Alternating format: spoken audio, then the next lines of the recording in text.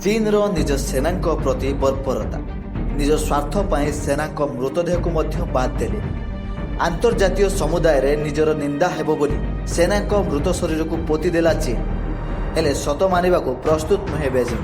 गत मास 15 तारिख में लद्दाख सीमांत गलवान उपत्यकार चीन सेना भारतीय जवान को रक्ताक्त संघर्ष घटी। एथिरे भारतर जड़े मेजर समेत 20 जन जवान शहीद होता बेले सेमानकु भारत सरकार यथारीति राष्ट्रीय सम्मान सह अंतिम विदाय जणाइछन्ति। अपरपक्षे घटनार मासक पर मध्य चीन कर्तृपक्ष निज मृत सैनिकों संपर्क में किसी भी तथ्य प्रकट करनाहांती। एपरिक एही संघर्ष में अति कम 43 जन चीनी सैनिक मरिथिबा गुइंदा सूचना मिलिथिबा बेले केही मध्य एही संख्या को शताधिक बोली दाबी करुछन्ति। मात्र जिनपिंग सरकार तांकर अल्प केते जन मरिछन्ति बोली स्वीकार करथिले। मृत सैनिकों विवरणी ए जाए देवाकू कुंठाबोध करुछि बेजिंग।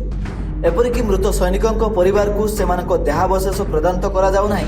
एसहित परंपरा अनुसार शेषकृत्य न पालिया परिवार लोक बाध्य करा जाउथो अभियोग हेउछि। या द्वारा देश पाई प्राण बलि देइथवा वीर सैनिकों को बेजिंग सरकार उचित सम्मान देउनाहांती बोली चर्चा हेबा सह सेना परिवार असंतोष बढ़िबार लागिछि। गोटे पटे मृत सैनिकों विवरणी को तो लुचाई रखिले एवं शेष में सेमानक देहावशेष गुड़िक माटी कवर देउनाहांती बोली एबे सेमाने कहउछन्ति।